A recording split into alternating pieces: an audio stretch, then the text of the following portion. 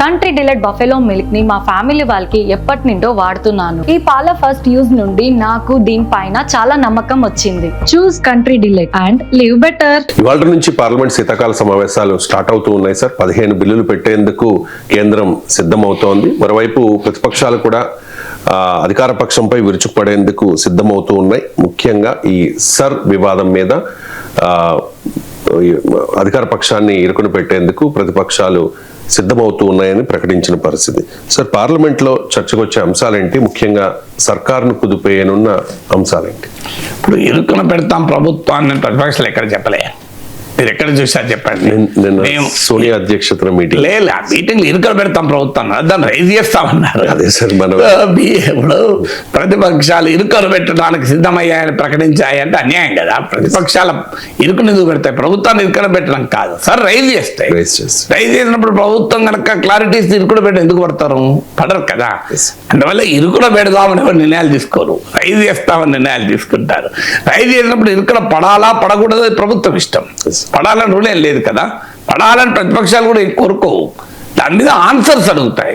Answer చెప్పలేకపోతే ఇరుకున పడతారు. Answer చెప్తే ఇరుకున పడడం ఎందుకు ఉంటుంది? ప్రశాంతం కదా.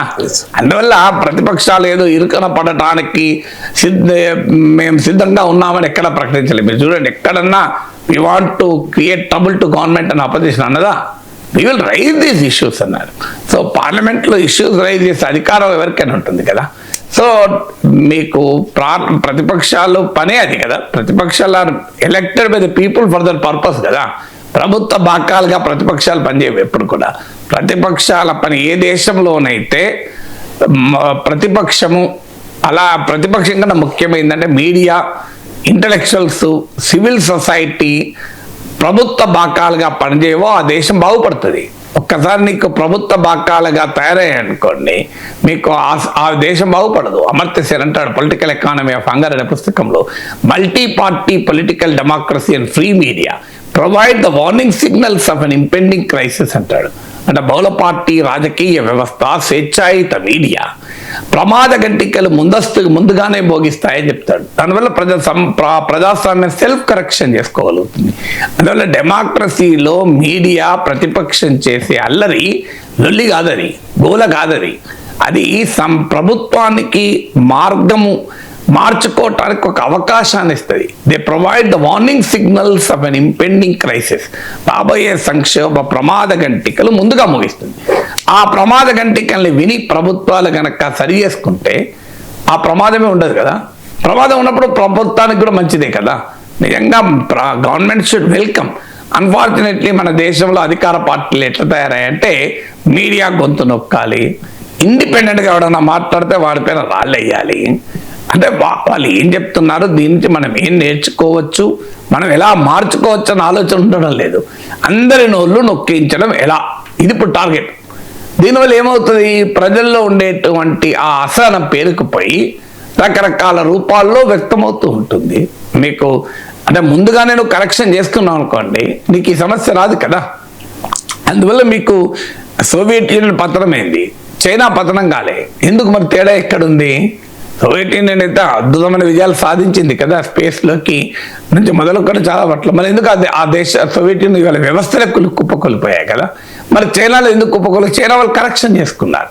అంటే ప్రజల ఆకాంక్షలు ఎలా మారుతున్నాయి, మనము పాతకాల సిద్ధాంతాలు పట్టుకుంటే సాధ్యం కాదని దే హ్యావ్ అడాప్టెడ్. అందుకే ఇవాళ మీరు చైనా చూడండి, ఒకప్పుడు కమ్యూనిస్టులు చైనాను పొగుడుతున్నారనే వాళ్ళు ఇప్పుడు కమ్యూనిస్టులు క్యాపిటలిస్టులే చైనా ఎక్కువ పొగుడుతున్నారు. మీకు ఇలా రేవంత్ రెడ్డి ఏమంటున్నాడు? చైనా మాకు ఆదర్శం అంటున్నాడు కదా. కేసీఆర్ ఏమన్నాడు? చైనా మాకు ఆదర్శం అన్నాడు. చంద్రబాబు నాయుడు కూడా చైనానే ఆదర్శం అంటారు. అందరికీ చైనా ఆదర్శం. మీకు ఎట్లా చైనా ఆదర్శం అయింది మరి communist China?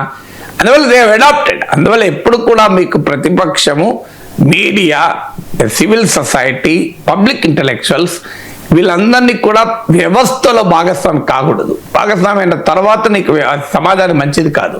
So we are meant to be social critics. నేను ఇప్పటికీ అంటుంటాను, నా పనే అది, సామాజిక విమర్శక బాధ్యత, క్రిటికల్ అడ్వర్సోరియల్ రోల్ అంటాం.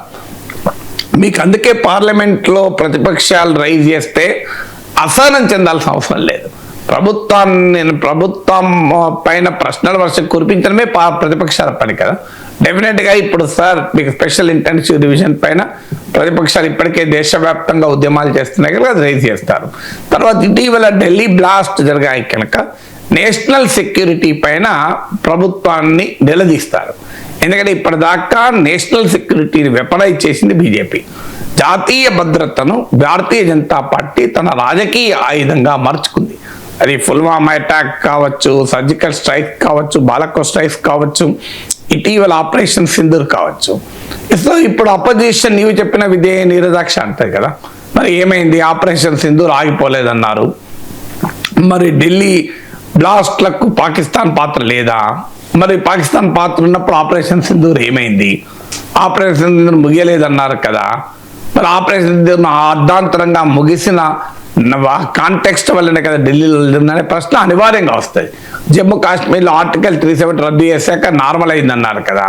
ఇలా మళ్ళీ జమ్మూ కాశ్మీర్లో ఈ పరిస్థితులు ఎందుకున్నాయి అంటే ఏ జాతీయ భద్రతను రాజకీయ ఆయుధంగా మార్చుకొని బీజేపీ లాభపడిందో ఆ జాతీయ భద్రత అనే అంశాన్ని ఉపయోగించుకొని రాజకీయంగా రైజ్ చేస్తుంది. ఇది రెండవది.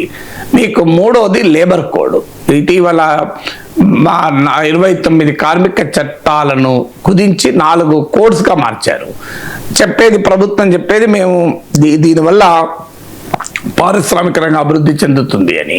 కానీ దేశవ్యాప్తంగా కార్మిక వర్గం మాకున్న కనీస హక్కులు కూడా కాలరాయబడతాయని ఆందోళన చెందుతున్నాడు. సో అందువల్ల ఆ లేబర్ కోడ్స్ డెఫినెట్గా రైజ్ అవుతాయి. 4వది ఫారిన్ పాలసీ. సో ఫారిన్ పాలసీలో మోడీ ప్రభుత్వం ఏమైంది? ట్రంప్ అనుసరిస్తున్నటువంటి విధానాలు, మీకు రష్యన్ ఆయిల్ కొనుగోళ్లు భారీగా తగ్గిపోయాయి. మీకు రష్యా నుంచి ఆయిల్ కొనడం తగ్గించి అమెరికా నుంచి కొంటున్నారు. పత్తి పైన ఇంపోర్ట్ డ్యూటీని ఎత్తివేశారు. సో అమెరికాను ఒప్పించేందుకు ఎల్పిజి దిగుమతులు చేసుకుంటున్నారు. అమెరికా నుంచి రక్షణ దిగుమతులు పెంచుకుంటున్నారు. అంటే ట్రంప్తో అప్రకటితంగా రాజీ పడుతున్నాడు అనేది క్లియర్గా అర్థమవుతుంది. డీల్ కుదరక ముందే, అంటే డీల్లో మాత్రం ఏమీ కనిపించకుండా డీల్ కన్నా ముందే వాణిజ్య ఒప్పందంలో కనిపిస్తే మళ్ళీ రాజకీయంగా ప్రశ్నలు ఎదురవుతాయి, ట్రంప్కి లొంగిపోయారని. సో రాజీ పడాల్సినవన్నీ ఒప్పందానికి ముందే రాజీ పడి ఒప్పందం చేసుకుని ఒప్పందంలో మాత్రం చూడు మేము అనుకూలంగా ఉన్నదని చెప్పుకోవడానికి బీజేపీ ఒక ఎత్తుగడేస్తుంటూ కనబడుతోంది. అందుకే ట్రేడ్ డీల్ కుదరక ముందే ఎల్పిజి దిగుమతులు పెంచుకుంటున్నారు. ట్రేడ్ డీల్ కుదరక ముందే కాటన్ పైన ఇంపోర్ట్ డ్యూటీ ఎత్తివేశారు.